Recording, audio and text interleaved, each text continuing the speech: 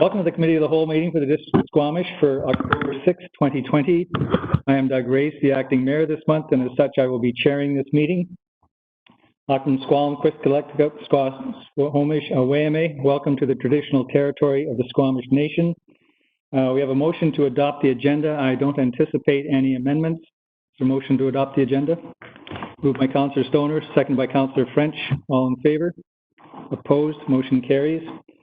Ministerial Order M192, the staff recommendation is that pursuant to Ministerial Order number M192, the District of Squamish is excluding in-person public attendance at this October 6, 2020 meeting on the basis that full public attendance in a matter consistent with public health orders and recommendations cannot be accommodated at this time, and the district is ensuring openness, transparency, accessibility, and accountability at this meeting by the following means. This meeting is being live streamed. A video of this meeting will be available on the district's website for viewing on an on-demand basis. Is there a mover for that motion? By Councillor Stoner, seconded by Councillor Herford. Any discussion? All in favor? Opposed? Motion carries unanimously. Thank you. So Council, we have two delegations today. The first is Visitor Use Management Framework and the Implications for Squamish with Ms. Dain-Owens and Mr. MacLaren. And I will turn it over to you. Welcome, and please proceed. You have the screen. Thank you, Councillor Race. My name is Scott MacLaren. I'm the Resource Manager at the Ministry of Forest Lands, Natural Resource Operations and Rural Development, Sea to Sky Natural Resource District based here in Squamish. And brought with me today Susie Dain-Owens, who is our Land and Resource Specialist, which is provincial code word for planner, who specializes and was hired specifically for visitor use, to pilot visitor use management frameworks and recreation considerations in the Sea to Sky district. As many of you know, the pressures on the Sea to Sky with increasing visitation and also increasing population in the backcountry is significant, and it also impacts the local communities. So 3 years ago, I believe, those of us here in the district were successful in lobbying our ministry for at least funding for one staff member, being Susie, to pilot some projects between rec sites and trails, regional operations, and BC Parks in order to resolve or test new ways to try and resolve some of the issues and better manage people on the land base. So Susie's going to take you through the introduction and presentation on what we're trying to accomplish, so I'll turn it over to her. Thank you. Go ahead. Great. Thanks, Scott. Thanks, everyone. It's nice to be here. Let me share my screen.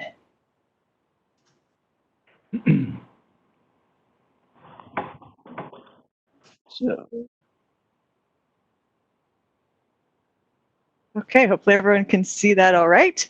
Okay, I'm going to jump right in. I will talk a bit about some of the pressures and increases in use that we're seeing in the Sea to Sky corridor. And then I'll get into detail on some of our visitor use management projects that we're spearheading here.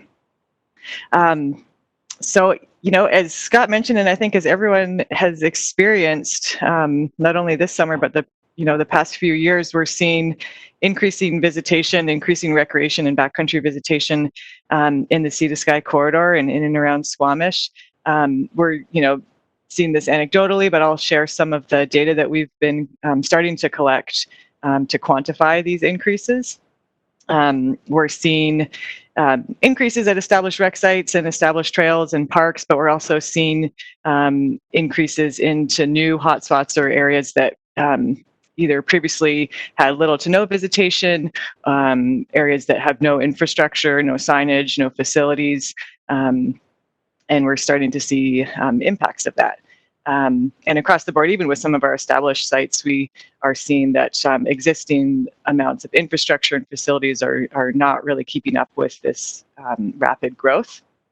And with that comes safety concerns, not only with driving, accessing these areas, parking lots, driving issues. We can, think of Brome Lake as an example of that, Joffrey Lake as well as increases with search and rescue responses.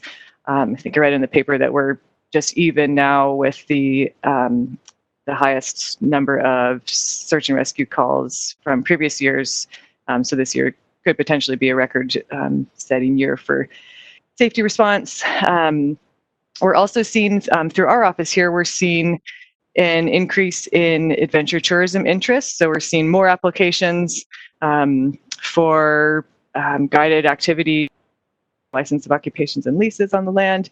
And then we're also seeing a lot of pressure and interest from existing operators to expand their activities, whether that's throughout the year, into different seasons, or to expand their tenure areas. And we're seeing actually some unauthorized expansion and trying to grapple with that, as well as just trying to deal with the amount of application and interest that we're getting across the land base, and the amount of work that goes into reviewing those applications and issuing tenures and monitoring and keeping management plans updated.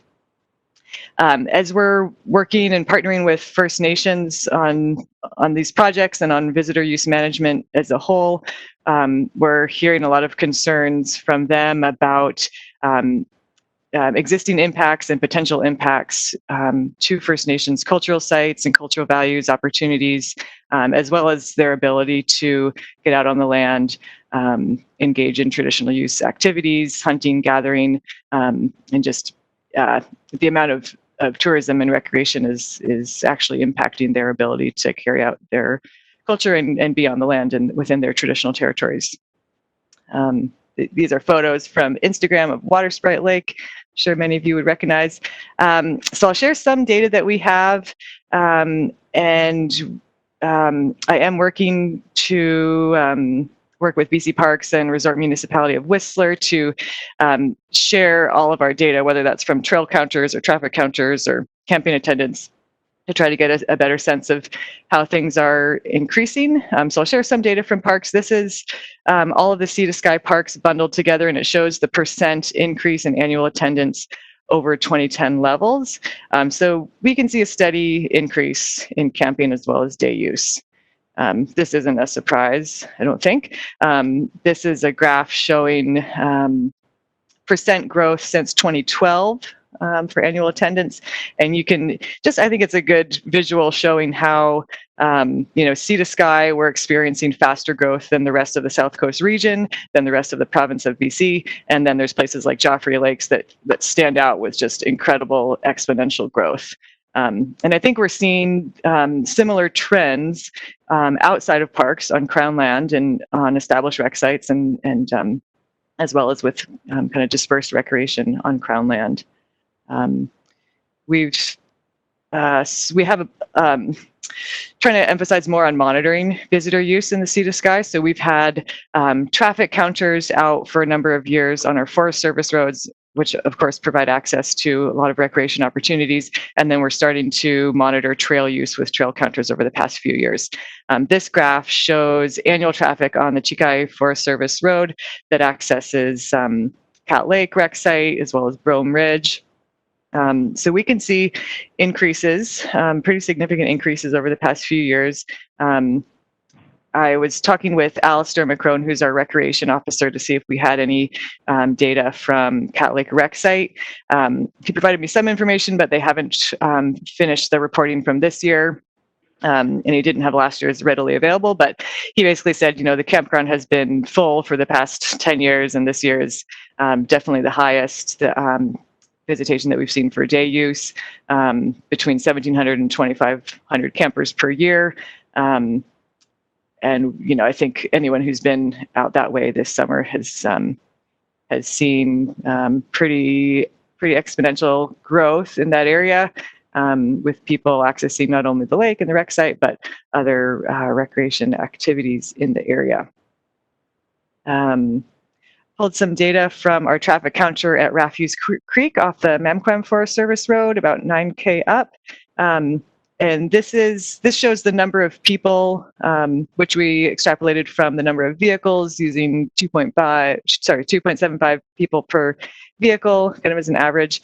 And this would be including day use as well as camping. There's a site there with a number of campsites, small parking area. I was sort of surprised by the number of people in this area. There's no site operator here, although there is someone who comes, I think, once a week to take care of the site. There's ongoing work in the Squamish Valley. Rec Sites and Trails has a final management plan for the Squamish Valley, recreation management plan that they'll be starting to implement soon. I pulled some of the data from that report just to give a sense of just trying to quantify, the amount of use in that area. So we can see on this graph here just how over capacity the visitation has been. I believe this is from last year for summer long weekends in particular. And then just a snapshot of kind of other increases, 80% increase in the total traffic volume. The majority of that is for recreation, and we can see some different stats for the amount of use in that area. And it's important to have that baseline data to monitor over time. And we're starting to build up our database for that baseline there. And we can provide more information on any of this if that's of interest to folks. So I mentioned we have trail counters out. I think this summer we have about 35 trail counters out within the Sea to Sky Natural Resource District. Most of these are on Crown land. Some of these trails start on Crown land, and they provide entrance into provincial park land. This is I'm in the process of getting all the data from this summer, so I don't have a full comparison of each of these trails from last year to this year, but I thought this kind of shows general snapshot for the amount of use as well as lack of facilities in a lot of these locations in the backcountry. I do have comparisons for Water Sprite Lake.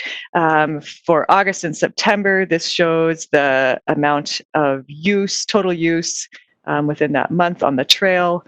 And how it has really increased from last year. And this would be day use as well as camping. And then we can look at weekends in August and including September long weekend, comparing last summer to this summer.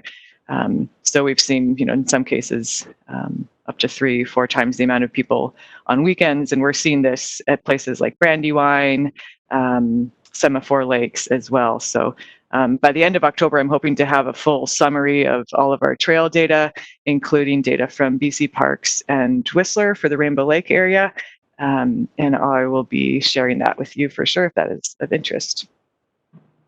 So some of the impacts we're seeing from increasing use, trash, people leaving behind all sorts of garbage at rec sites as well as just on the side of the road. We're seeing lots of parking issues, people parking along Forest Service roads, creating safety concerns. And then we're starting to see, and we have, for the past few years, I think have been seeing environmental impacts on trails, especially in the alpine and subalpine, especially in these kind of wet areas where there are no boardwalk or real hardened trails. So then it just turns into these muddy areas that just expand and expand. And we're seeing a lot of these impacts happening with the first amounts of initial use. It doesn't take that many people for this to start happening on a trail in a wet meadow. But with more and more people, it just kind of gets wider and wider and worse without attention on it. So we have a few initiatives that we are working on to try to find solutions to some of these issues. I'll talk about our visitor use management projects.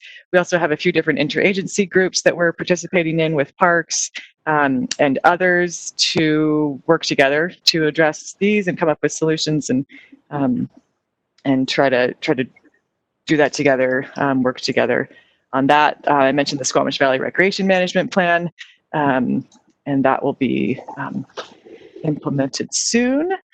So we've mentioned the visitor use management framework. I'm not sure how familiar you all are with it, but this is a planning tool that comes out of the US. It was developed by 6 federal agencies, including the National Park Service. It builds on previous planning models. It comes up with a universal planning tool using the same language and the same steps that anyone. The idea is it can be used by anyone, anywhere, no matter your jurisdiction or no matter the size of the area that you're looking at. It's meant to be very collaborative. It's very value-driven. It's meant to be iterative. So it guides adaptive management, and it can set you up really well for strategic planning and for proactive planning. We've taken this framework and recognized its value as a really great tool for planning.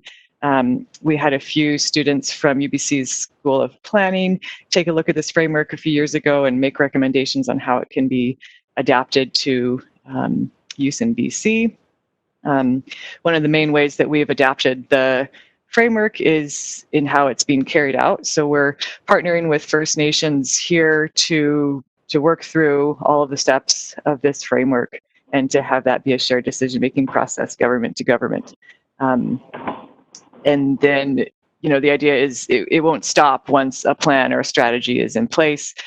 This will guide co-management with our First Nation partners as we work to implement and monitor. And there's a big focus on monitoring and evaluation within this framework so that you can adjust as needed. And so within the province, it ties to our modernized land use planning processes. There's a ton of information on this framework online, and I'm happy to share any of that. The framework itself has 4 main elements. You start out by building the foundation. So you're identifying your project area. You're looking at existing management direction that's in place. You're looking at your values, discussing values. So when we're working with our First Nation partners, we're really starting with scratch, and we're saying, asking and listening to them, what is important about this area? What are the values? What are the concerns? What are the issues? What information do we already know about this area or about recreation trends or wildlife or what have you? And then identifying knowledge gaps as well to see if we need more information to help build that foundation. And this is also really important for building relationships and building trust. I think we found that for sure. Then you move into element 2, where you're defining your visitor use management direction. This is where you're setting a vision for an area, what you want this place to look like, feel like, smell like, what sort of experience you want visitors to have. And this is with a long-term lens. And it's pretty broad and pretty aspirational. But from there, you move into assessing your current state. How does that match up against your vision or your desired conditions? And then identifying management strategies and actions to help you achieve your vision. You are also, through this process, identifying what they call indicators, which are measurable attributes that are tied to your desired condition or reflect your vision. And this is what you're monitoring throughout time to see if you're achieving that vision or if you're falling short. And for each of those indicators, you're guided to identify thresholds or objectives that can really be that mechanism for adaptive management. So if you're hitting your threshold, that's the limit of what amount of change is acceptable, and that would trigger management action to adjust to help achieve that vision and keep your indicators within the thresholds. And this framework gives you many tools and ideas on what sorts of management strategies you can identify that would be useful. So whether that's through education or enforcement or legislation, site design, all of those different things. How can you modify use, modify timing to minimize impacts? And then you move into element 4, where you're implementing those actions, you're monitoring over time, you're evaluating and adjusting as needed. There's also a little spin-off section in here for visitor capacity, identifying visitor capacity, that comes in element 3 there. So they have actually a whole guidebook, about 100 pages or more, walking through the process of not only when is it important to identify visitor capacity, but how do you do that and how do you implement it once you've identified that? So visitor capacity is very much based on your desired conditions. So it's very subjective. It depends on what type of experience you want people to have, what type of values you're protecting. So this will vary. It's not a silver bullet. There's not a magic number. And it can be useful when the amounts or types of visitor use is directly related to achieving those desired conditions. And usually it comes after you've tried a few different management actions or strategies. If that's not working, then this might be a useful tool. And in the US, there's a lot of information on this, and they have like way more data and information that goes into, they're collecting things like encounter rates or amount of sound, decibel levels, or number of people. They have a lot more information feeding in that can make these decisions a bit easier. They also have, in many places, legislation that requires land managers to set visitor capacities and to manage within those visitor capacities. So there's a lot of pretty useful information coming out of the states for this. But it has you, basically you're identifying a limiting attribute or something that most constrains your ability to accommodate visitor use, or most constrains your ability to achieve your vision or your desired conditions. So it could be something like visitor safety or vegetation that's getting trampled, or wildlife habitat impacts to population numbers. It could be crowding. It's going to be unique to that place and to the management setup there and to the amount of resources available. But once you can identify that, you can use all of the data and information that you hopefully have, such as visitation numbers, trail country numbers, parking information, things like that, to start out by identifying a capacity number. And the idea here is also that it would be iterative, and that you, especially in a situation where you may not have a ton of data to go on, you make your best guess, you use your best judgment with the information available, and then you monitor over time to see how that's working, and you have the ability to adjust that. And another thing, just by identifying a visitor capacity, it doesn't mean you're implementing a permit system or a reservation system or a fee for service. There are ways to achieve that visitor capacity through things like site design or amount of parking available or education enforcement, without having to go to that step. However, that is another tool in the toolkit. So this idea of visitor capacity, I think, has come up in a lot of our projects and general management. Just people ask, kind of concerned about there being too many people, or what is the capacity of this place. So it's nice to have these resources available to start to tackle some of these difficult questions and conversations. So visitor use management in general, I think this framework can be really helpful and really important for us as land managers to balance, providing recreational opportunities while ensuring there are no unintended or unacceptable impacts to important values. And it can give us clear direction for future management and authorizations of new rec sites or trails or adventure tourism authorizations in 10 years. And this, I think, can also make our workload more efficient and reduce the amount of referrals that go out or work that's done around applications that may not be in line with those desired conditions.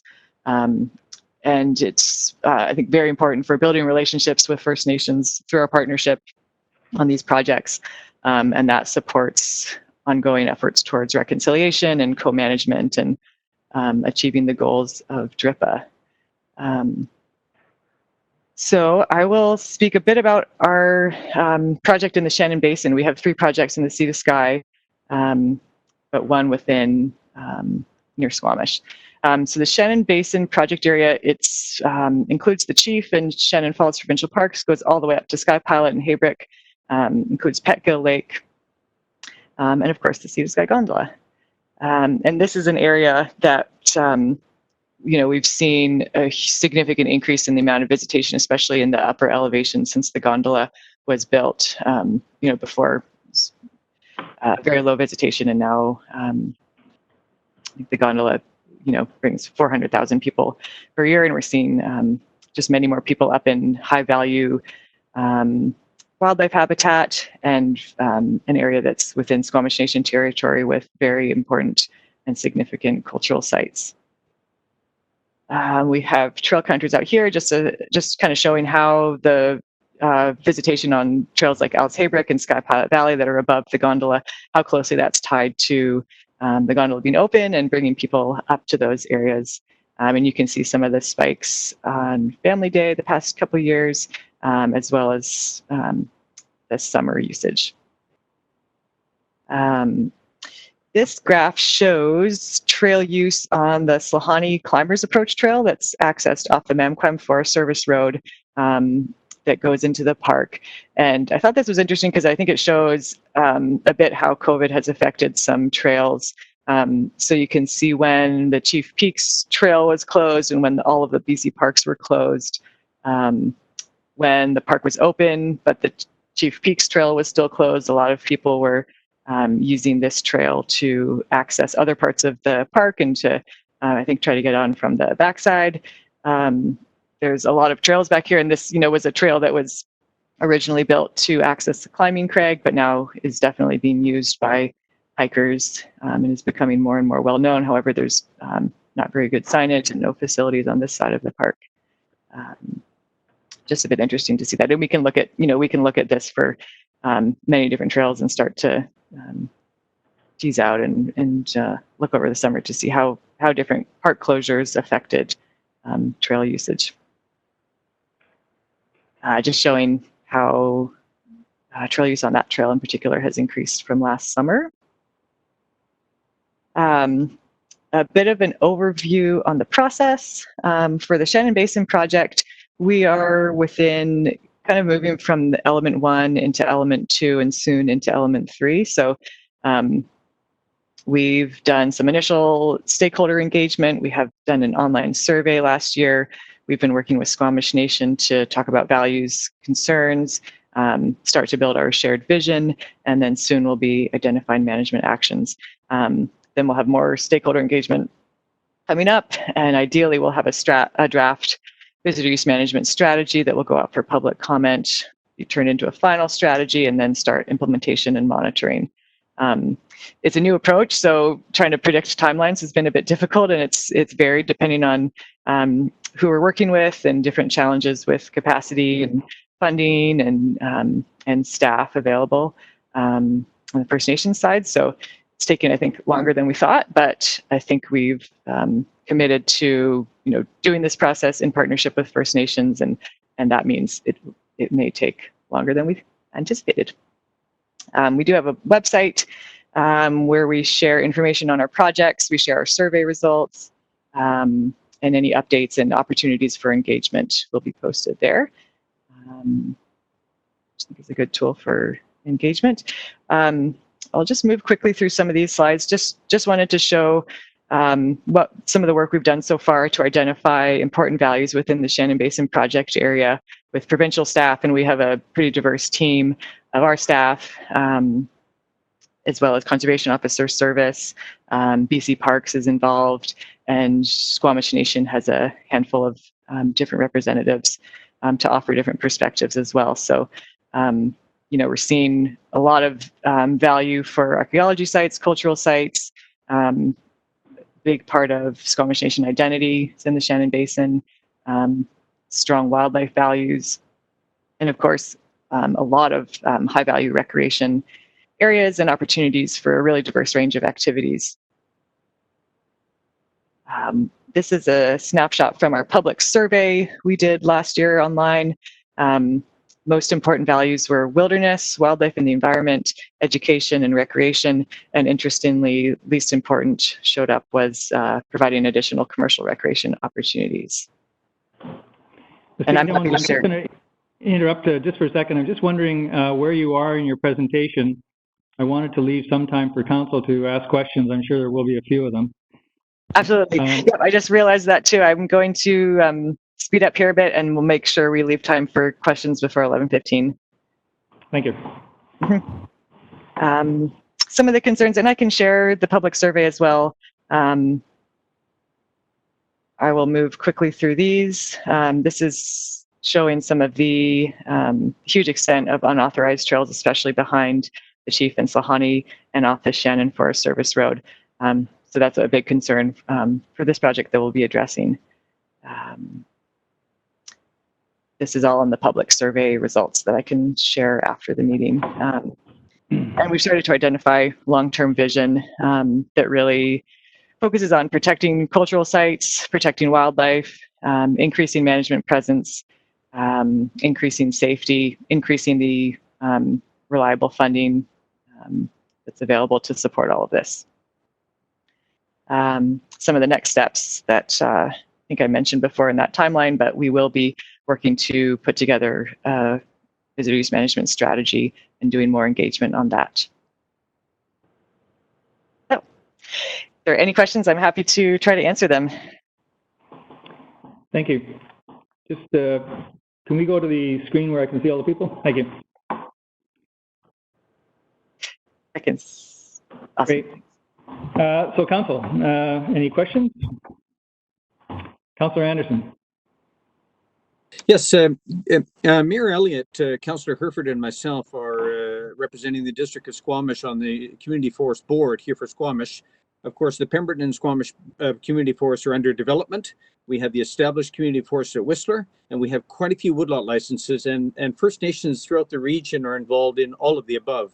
My question to you, is there some merit in, because these are all frontline or front country, if you like, area-based tenures of particular character, is there some merit to considering a discussion or a forum or a collaboration or information exchange among these particular tenure holders? Thank you.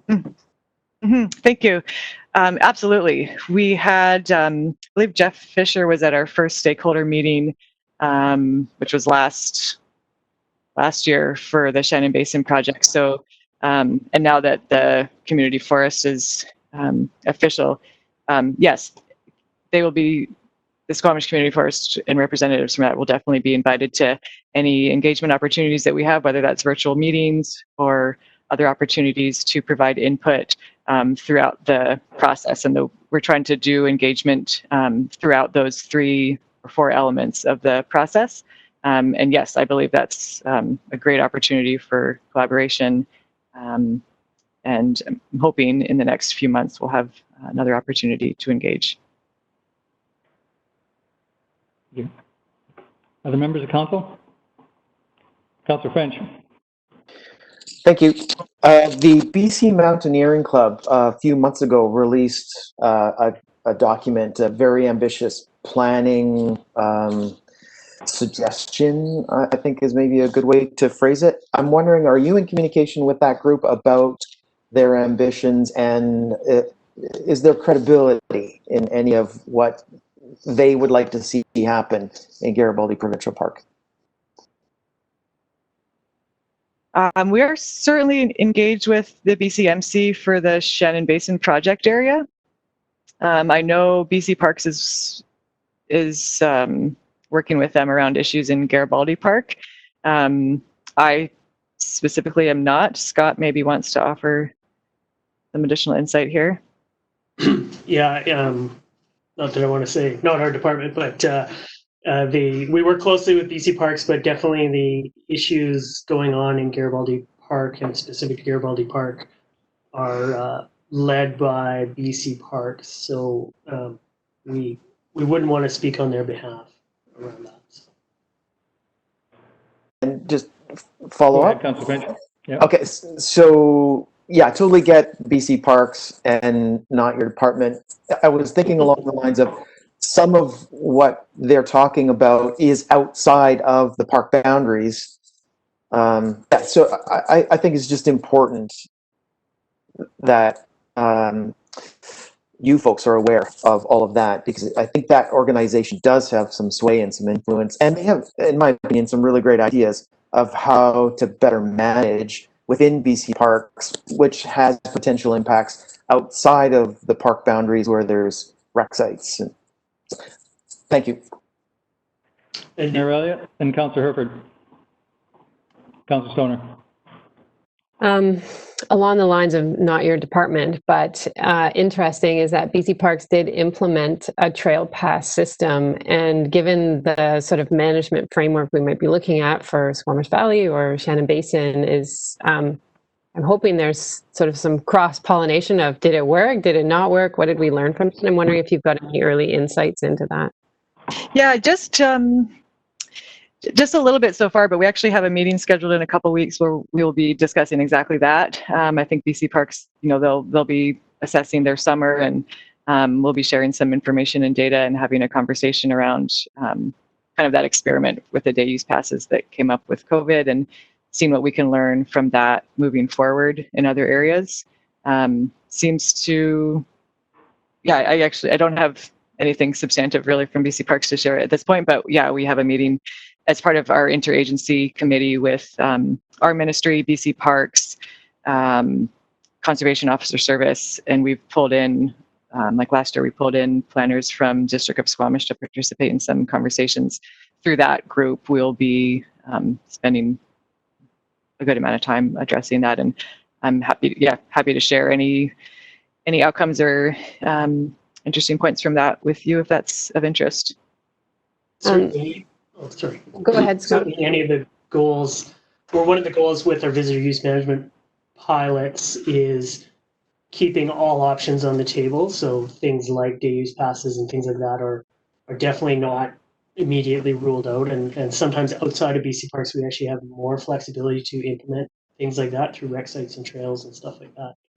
So definitely we are watching how that works very closely. So. Thank you. Just a quick follow-up. I think from the graph for the Salahani trails on the backside, it didn't look like reopening the Chief really had an impact on the numbers. Like it's two different user groups that are using those trails, it seemed, but maybe I didn't read the graph correctly. Yep. Yeah. Think we noticed the same thing. Yeah. Did you have a response to that? No? Okay. I'll go to Councillor Herbert, then Councillor Stoner, and I'll put myself on the list. Thank you for the presentation. You showed the framework that could be applied to the decision-making sort of framework that could be applied to any area. Is this work that's underway in other jurisdictions currently? Is it province-wide? Is it? Can you speak to that? Mm-hmm. Within the province, we're using it. BC Parks is using it at Joffrey Lakes, and they will be probably after the election releasing their final strategy for Joffrey Provincial Park. I'm not aware of any other jurisdictions within BC or even within Canada that are using it to the extent that we are. There's quite a few case studies from the US and other places around the world, but within BC, the idea was to test this out on a few projects and see how successful it is. And there's definitely potential to an interest to use this on a province-wide or region-wide, corridor-wide scale. And we've been sharing some learnings and insights along the way with other regions, other natural resource districts and regions within BC. There's definitely interest in using it. Thank you. If I could do a follow-up, Chair. Good. I suppose that this region's been highlighted for this project because of a recognized demand, and I am curious to see some numbers around comparisons within the province to help you folks and us with our various challenges with recreation infrastructure to help highlight how acute the issue is specifically for our region. And is that one of the outcomes you're expecting from this work? Is that comparison and really highlight the challenges that the perceived challenges that we see being a really high use in our area and perhaps less so in others? I think, I mean, that's certainly internally a drum we're pounding all the time and shouting with a megaphone, but other areas of the province have their own unique issues. The Kootenays have some significant pressures, as well as the Fraser Valley. So everybody's a little bit different, but the tool, why we're hoping this pilot is successful, because the tool can be used for any different number of reasons, and it's not just because of too many people or too much pressure. There may be other areas that could use the tool to actually design and increase visitation, which hopefully would help take pressure off some of the other areas in the province and disperse some of the tourism dollars around the province. But certainly it's something that we're quite vocal about, the whole model of tourism investment and destination development, and that's why we're actively participating in those things, because it's recognized. We're the first to say we need more investment in the, if you want to call it the product, the infrastructure that we have around tourism and recreation, because we certainly cannot accommodate the number of people that we're seeing enjoying our great communities and great districts. So, Thank you. Finish, Councillor Herford? Yep. Councillor Stoner and then myself. Councillor Herford asked my question around infrastructure and tourism, so I will pass it to you, Councillor Rice. Thank you. I just, it's interesting because this is what I'm most concerned about, I guess, is implementation. And I can understand the need to study and assess and, as you say, you know, a lot or think about capacity for these different sites and areas. But we've been dealing with this in the Regional District Board for years. Joffrey, of course, is in the Regional District, and that's the one that's really the thing that's brought everything to the front. And now, partly, I guess, due to the COVID crisis, the whole thing has seemed to be at a breaking point. And now it's a question for me is when it might move forward. And so with some of these things that you mentioned, do you expect any changes or anything to be implemented by the time the season starts next year, next spring? I think we'll be looking at, I mean, we're in a bit of we're in the interregnum period right now, so we'll be seeing a new government, new budget, things like that. We'll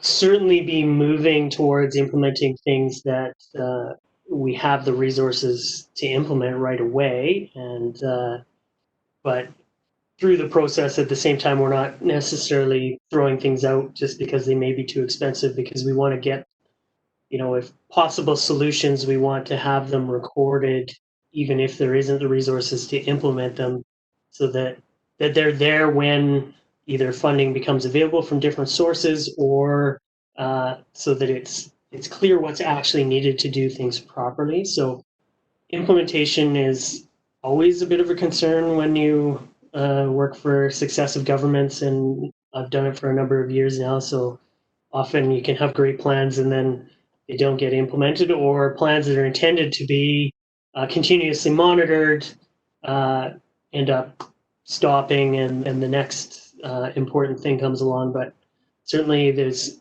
such ongoing pressure here that we're hoping that we can keep enough attention on it and keep the investment high, and maybe hopefully see some positive returns out of that offset the costs, perhaps, because we can look to so many other jurisdictions where tourism was a major driver, but the significant costs from that in deterioration and quality of life are such a problem that we clearly don't want to get to that place. Thank you. Council, anything further? Seeing nothing, Ms. Dain-Owens and Mr. Sean MacLaren, thank you very much. This is certainly a hot topic in this area. We very much appreciate it, and we probably will want to hear more as this unfolds, because it does affect, it's hard to confine tourists to municipal boundaries. They're all over the place, so we will certainly be affected by people coming into this area. Thank you very much. Thank you. And Council, I'm now going to hand it over to Ms. Glenday. The second item is strategic planning, additional updates in the February workshop. And I will just mention that this is the purpose of this presentation is to provide an update. We're not here to reinvent the strategic plan. I'll let Ms. Glenday take it away. Thank you very much, Council. Good morning. I'm just going to pull up our presentation.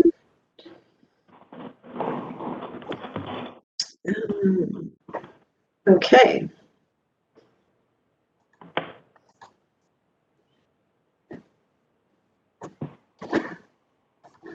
I'm assuming that you can see PowerPoint right now?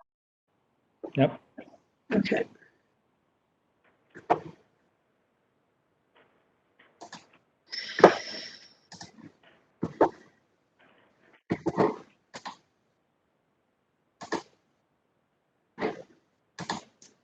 Okay, how am I doing?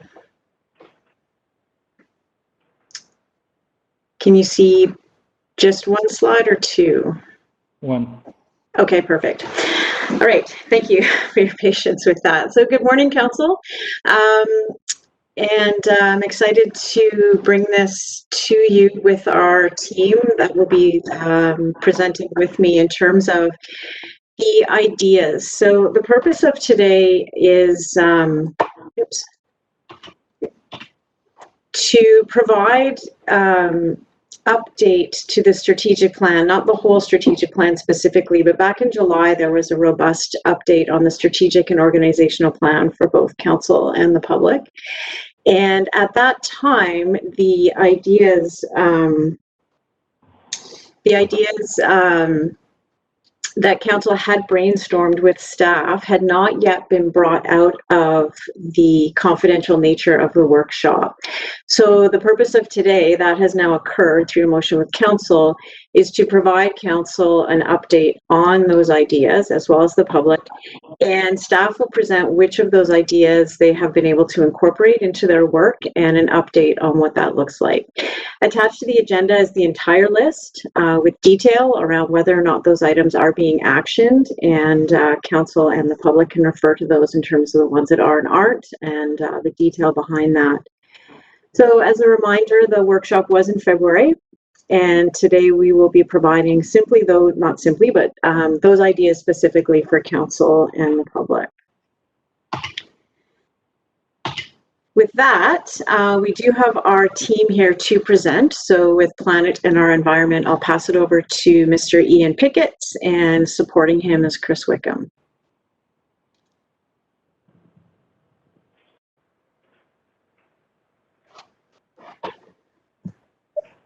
Great, thank you very much. Can you hear me?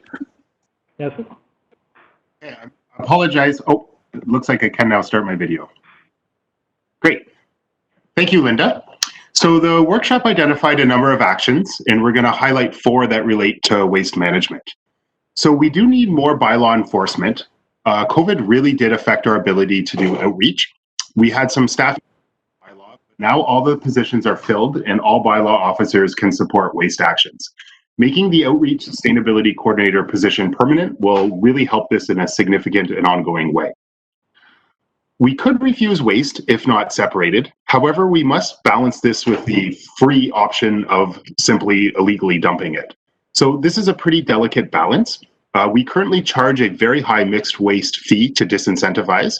We are also working on getting a camera and also a detarping area so we can identify if waste is contaminated before it enters the landfill area.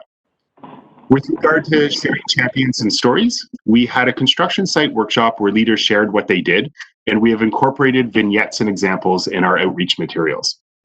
For green demolition, GFL is interested in taking mixed construction waste into their own back lot and separating it themselves. And we have also just put out an RFQ to help us inform deconstruction best practices. Thank you very much. I'll pass it back to Linda. You're muted, Linda. All these months and still can't remember. In addition to the items that Mr. Pickett spoke to as well, I'll speak to regional transit, which was also something that council brainstormed in the workshop. And at this time, regional transit, the Sea to Sky local governments, as well as the First Nations, continue to work on this project with the province, as I'm sure you can appreciate, especially now with the writ being dropped and everything paused for the election. That's where we're at with regional transit. So before we move on to the next section, I'm wondering if council has any questions.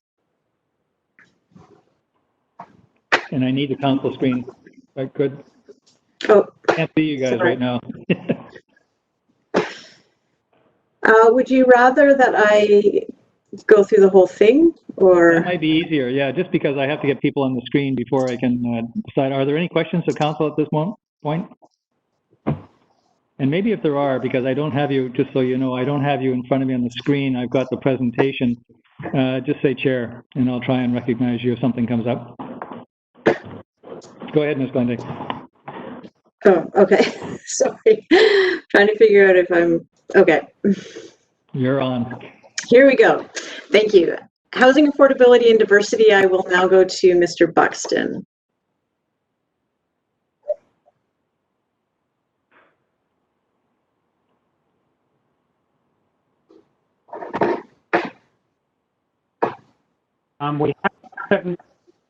We have 76 in the bucket project, so we're short 49. So trying to address that critical gap. Some of the issues that we dealt with on the February workshop were another affordable housing project, getting one into the pipeline.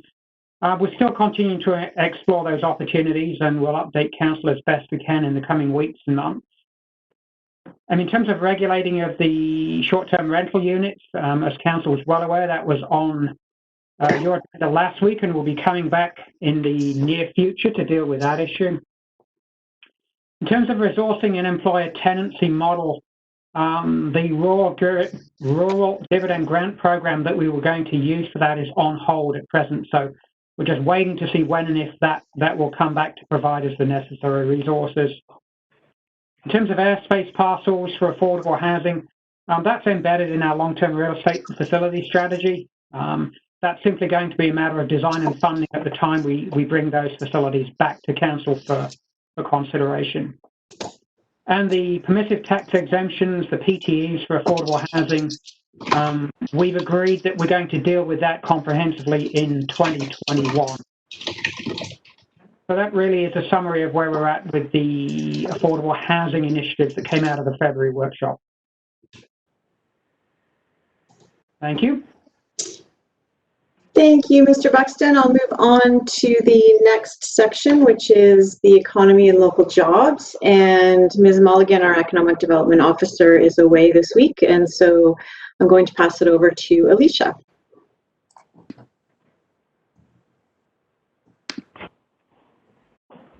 Good morning, everyone. Can you hear me okay? Yes, we can. Awesome. So because economic development wasn't present at the workshop, I also have Jonas with us to help present on the first couple of items here because they're really related to planning. So Alicia, I'm just going to interrupt you for a second. Ms. Glendale, there's a dialog box open at the top of your PowerPoint.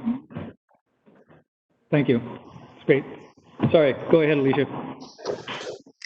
So I'll let Jonas kick this off. So Jonas, I'm not sure if you're muted, if you're able to present.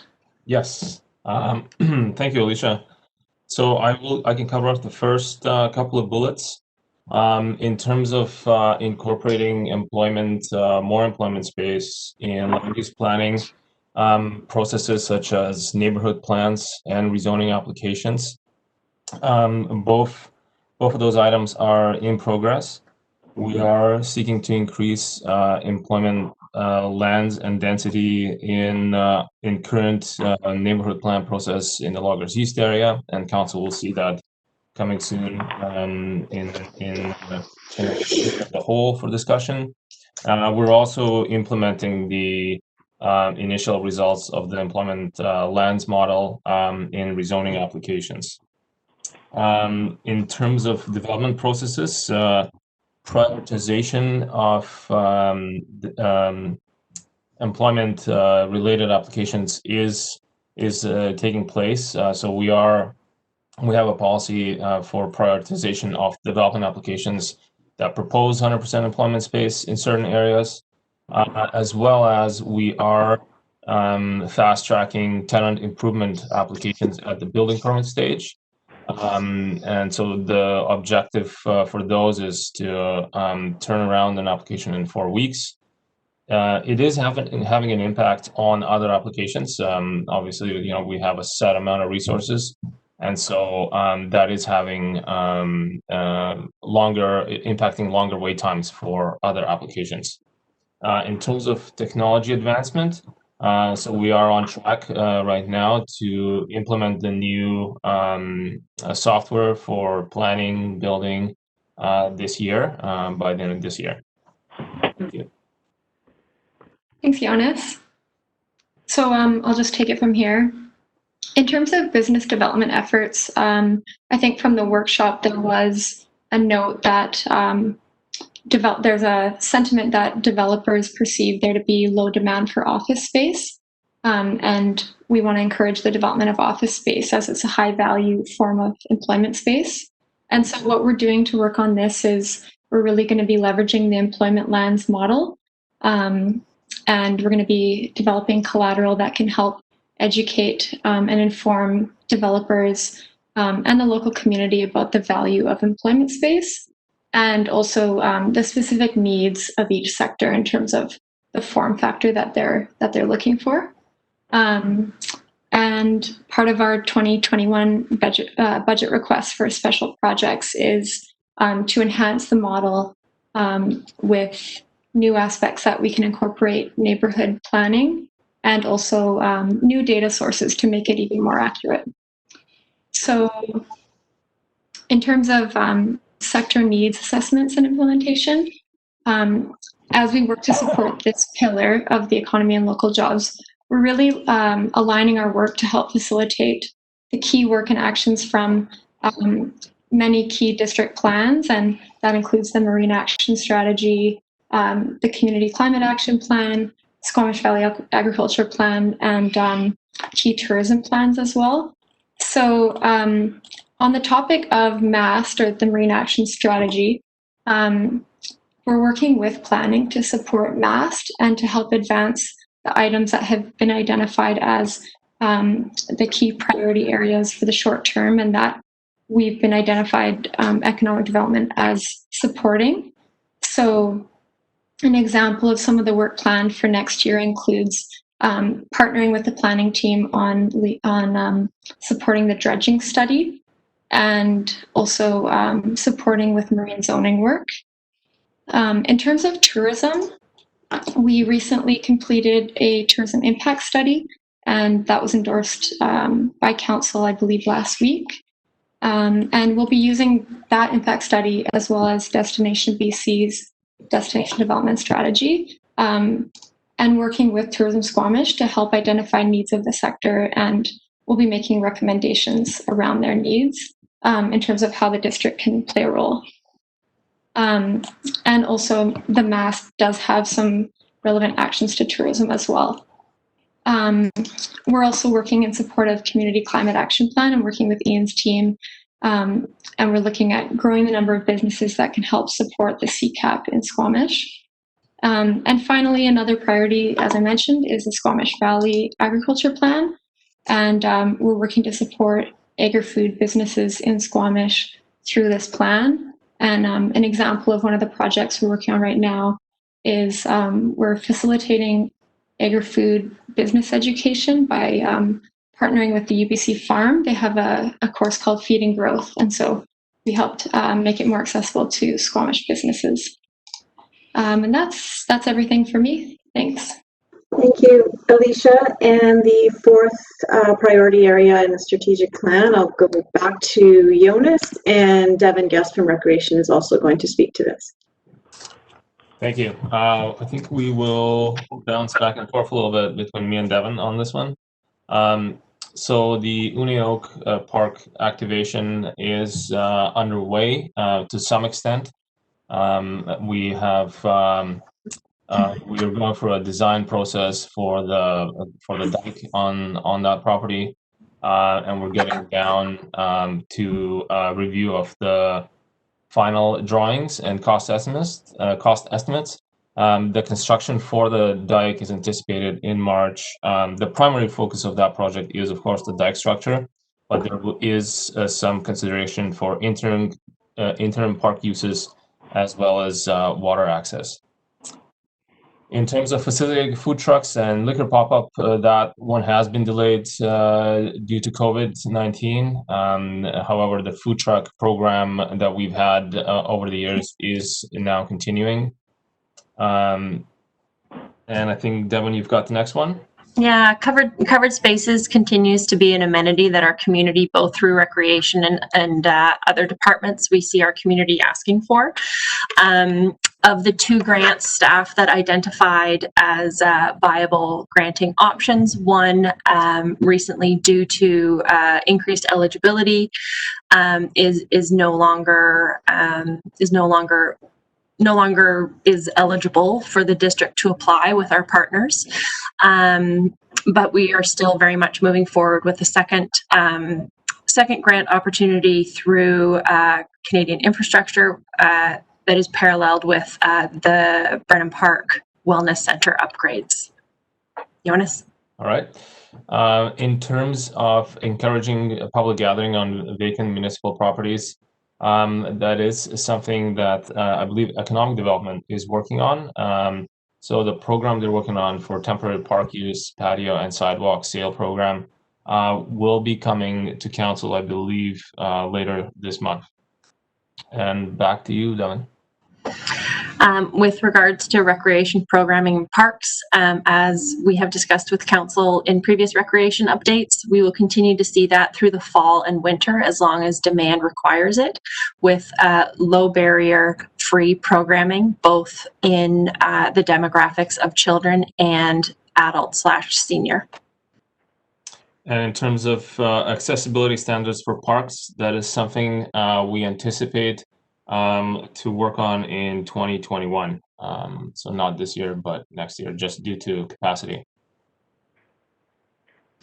And with regards to public washrooms for safety and durability, this touches on a few departments that staff are considering in the 2021 budget cycle, as well as any grant eligibility or existing real estate and facilities master plan projects.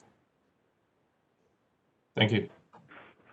Great. Thank you, Devin and Jonas. And at this point, I'll stop sharing my screen and pass it over to council. Thank you very much. Thank you.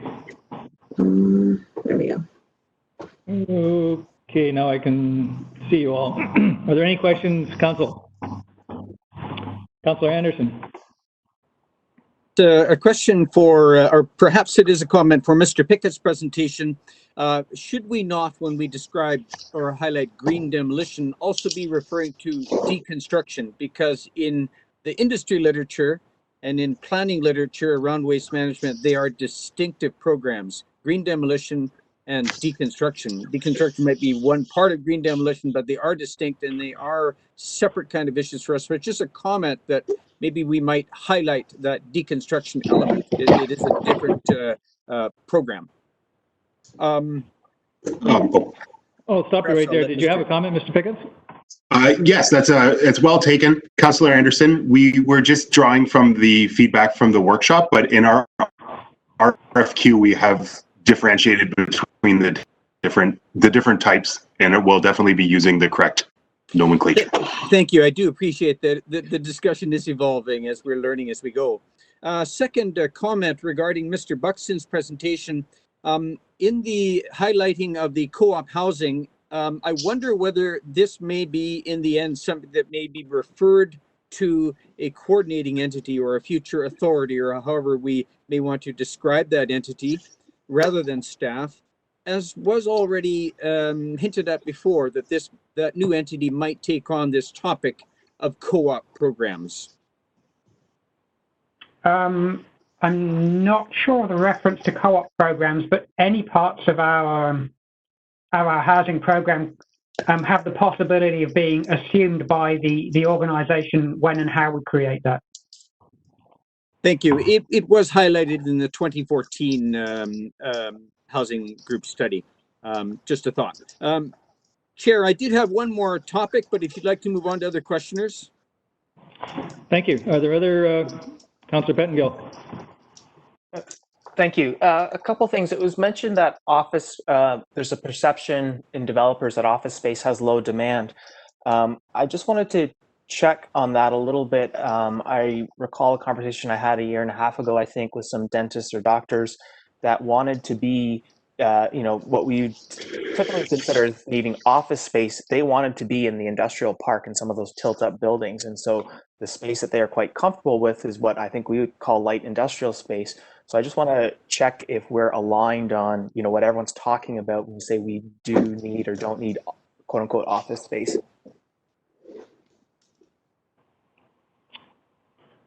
I could speak to that. Buxton? Should I speak to that? Go ahead. Thank you. Yes, I think this item relates to perception for purpose-built office space outside of the business park. So this would be larger office spaces that we've had some resistance in the past for developers, as their take on that was that there may not be the demand just yet for larger office spaces. I think for kind of personal service establishments, there's no question about that, and often they can occupy in the same space as retail space. I think this was about bigger office buildings. Okay, thank you. And if I can move on to another topic. Go ahead. So there's a comment that the processing time has slid on some of our permitting, I think if I understood correctly, because of the prioritized permitting. Are we looking at adjusting our processes or expecting in the budget we'll see a request for more resources, or how are we thinking we might address that? Through you, Chair, we're trying a combination of things to address it. So we are trying to, some of the some types of permits have gotten to like a 16-week period for waiting, which is not something that we want to maintain. So we are trying to throttle those priority permits to make sure that the other permits that are getting impacted by those timelines are not getting away from us too far. We're also using casual resources to try and boost a little bit our ability to respond to these higher demand areas. In terms of permits that we issue overall, that hasn't changed from last year to this year. It's just how we're reallocating the resources, but we're trying to address those permits that are now experiencing the longer wait time, and that is the balance between managing the priority system and trying to avoid the point where it becomes unacceptable to the public the wait times in other areas. Okay, I'll pause there for now. Thank you. Thank you. Anybody else in council? Mayor Elliott. Then Councillor Anderson. When we were speaking to covered spaces earlier, the spreadsheet mentions that it could be included in the 2021 budget. I'm wondering why it's not being included in the 2021 budget. I don't think we should depend on what will be highly subscribed grants when we know there's demand for covered space now, and why we wouldn't be sort of planning on that. Ms. Glenda. I can speak to that. I just want to make sure I'm not muted. Okay. Yeah, and the word "could" is potentially a misnomer there. We recognize with COVID and going forward that covered spaces is a priority. We're early in our budget in terms of special projects and can absolutely include that regardless of granting, and see where it falls. Just to follow up on Councillor Pettengill's questions around permitting times. We launched the priority categories and said we'd take 5 each because we didn't want to impact the permitting time for single family homes or tenant improvements. And so are we looking at these as 2 separate streams? Are we really taking a good hard look at how we're organized and if we have the resources in place to meet the demand so that people are taking advantage of the building season, and we're meeting deadlines that we're communicating to people. I can respond to that. So yes, there are two separate streams of priority process. One is the sort of development permit rezoning stream. That has less of an impact on other applications, although it does naturally, but we're not hearing very many concerns from the applicants around that. The second stream is the building permit specifically for tenant improvements, is where we've prioritized it. I believe when this was discussed, it was discussed as a temporary measure to see if it makes a difference, and so we are we're pulling back a little bit from there now because of the impact on other permits, and we're going to have to try and find the timing period that we can provide to tenant improvements. It looks like it's going to have to be more than 4 weeks without having significant impact on other building permit applications. One other question, there's an item in here around creating a tax exemption bylaw for certain types of businesses like childcare. And it says the ROI would be high in terms of the impact on this pillar, but I can't see that we've made a definitive decision about whether this would be part of next year's plan or not. I can take this question. So we consider this as part of the implementation for our emerging sector roadmap and action plan, as we'll be doing engagement with all of the key sectors and looking at a variety of key tools and actions and different methods to support those key sectors. So as we go about our engagement, it may be that permissive tax exemptions are a valuable tool to look at, and so we'll be looking at it as part of that work.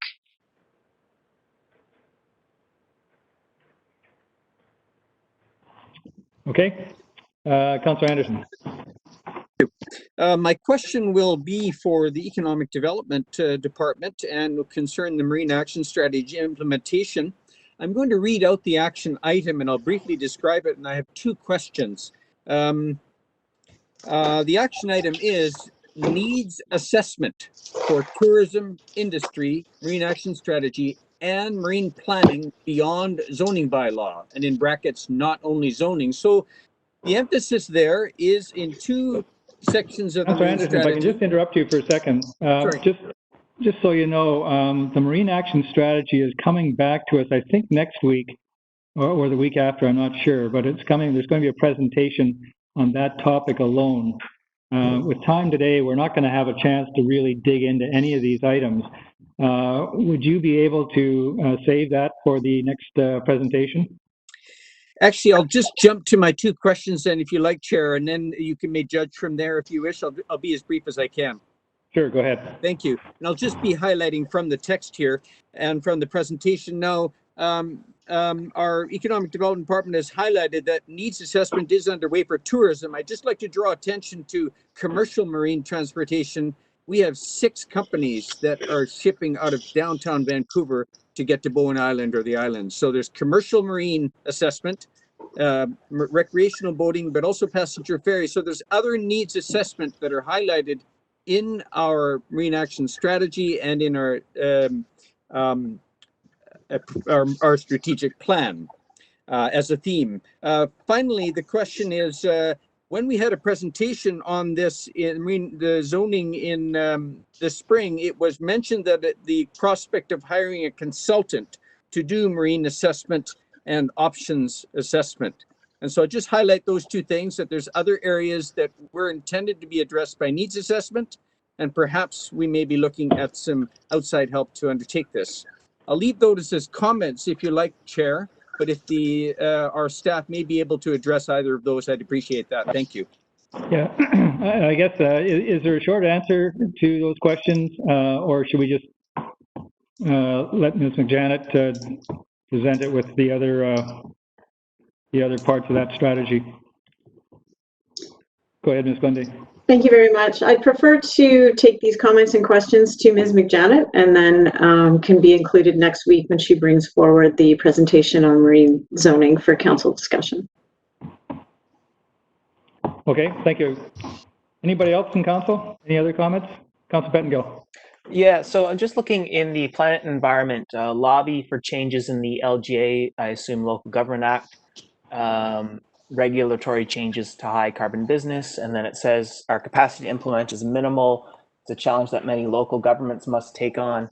The reason I'm raising that is at UBCM, a couple resolutions did pass, which I think speaks directly to our ability to do this. So given that, is this something that we then might consider at least participating in, if not doing it by ourselves? Somebody in staff want to take that on? I was hoping that Mr. Pickett's would be able to answer that. I believe Chris Wickham might have a more fulsome answer to that. If Chris would rather not, I can take a go. Go ahead, Ms. Wickham. You're muted. Go Thank ahead. you. Yeah, UBCM is quite recent. We thank you for bringing our attention to those resolutions. We would absolutely like to participate in any such endeavors with other local governments. So we'll review those and see what we can do. That's not part of our work plan yet, but we have room for it. We'll get on that. Thank you for bringing that to our attention. Okay, thank you. And Chair, you may need to direct me that I'm too off topic, but I think one of the successes of our strategic plan was the Community Climate Action Plan, which was delivered this year. But in concert with that, I think we've seen a number of what I would consider large developments, which include fossil infrastructure. And I assume those weren't counted in the Community Action Plan. So I'm wondering how or if we sort of reevaluate that and try and address that new carbon we've added this year and sort of are adding in the context of our strategic plan. Mr. Pickett, are you able to answer that? I mean, I suppose ultimately it would be council resolving to do something, but the staff portion of that, Mr. Pickett, are you able to comment on that? Sure. So that is mostly addressed in Big Move 5, which is related to making improvements in new infrastructure. And the biggest way we're doing that is by adopting the Energy Step Code. So that is the tool we have available to us for that. Planning has also taken some measures to incentivize low carbon developments by allowing for additional density for low carbon energy systems. Is how we are addressing that. Oh, we just lost you. Can you repeat your last comment? Oh, I just said those two actions are two of the ways we're addressing that. Thank you. Okay, thank you. Anything further, Council? Go back to Ms. Glenday. Thank you very much. That concludes our presentation on the update in terms of the ideas and brainstorming and how staff are incorporating those into delivering the strategic plan. Thank you. Thank you very much. Enjoying Mr. Wickham's COVID haircut there, but I'm envious. So with that, that completes the agenda items on for this meeting. If there's nothing further, I'll look for a motion to terminate. Councillor Stoner, seconded by Councillor Herford. All in favor? Opposed? Motion carries.